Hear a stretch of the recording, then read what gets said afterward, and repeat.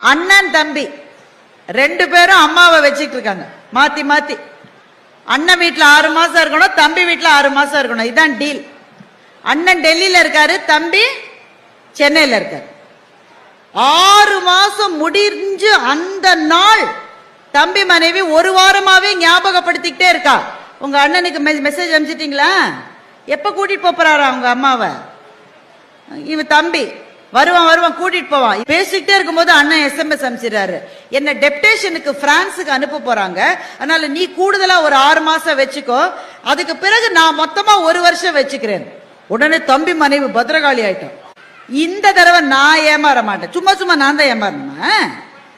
அவங்க கூட்டிட்டு போய்தான் ஆகணும். இந்த அம்மா கெஞ்சுது, ஒருத்தனா வச்சுக்கங்கடா, டெல்லிக்கும் சென்னைக்கும் என்ன மாத்தி மாத்தி போடாதீங்கடா, முடியலடா என்னால. இந்த அம்மா கெஞ்சுது. உடனே தம்பி அண்ணாவுக்கு போன் பண்ணி, இந்த தடவை முடியாது, நீ எப்படி கூட்டிட்டு போயிடு. என்னடா நான் சொன்ன உனக்கு புரியலையா? நான் பிரான்ஸுக்கு போறேன், அம்மாவை எப்படி நான் கூட்டிட்டு போறது? பயங்கர தகராறு அண்ணனுக்கும் தம்பிக்கும்.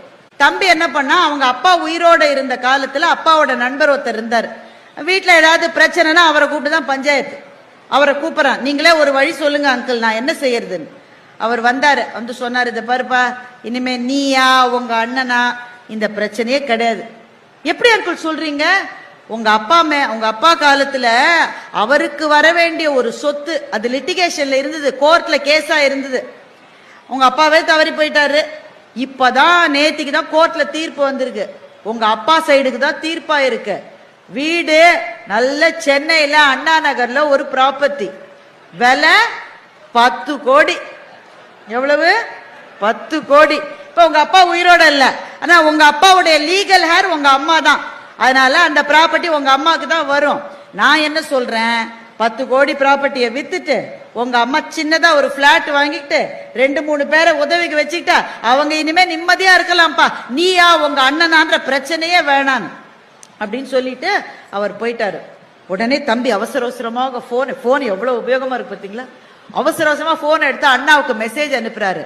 நான் யோசித்து பார்த்தேன் அண்ணா, அதனால இனிமே பெர்மனண்டா அம்மா என் வீட்டிலேயே இருக்கலாம் என்று நான் முடிவு செய்து விட்டேன்னு டைப் பண்ணிட்டு சென்ட் போடுறதுக்குள்ள டிங்னு அங்கே அந்த மெசேஜ் வந்துருக்கு.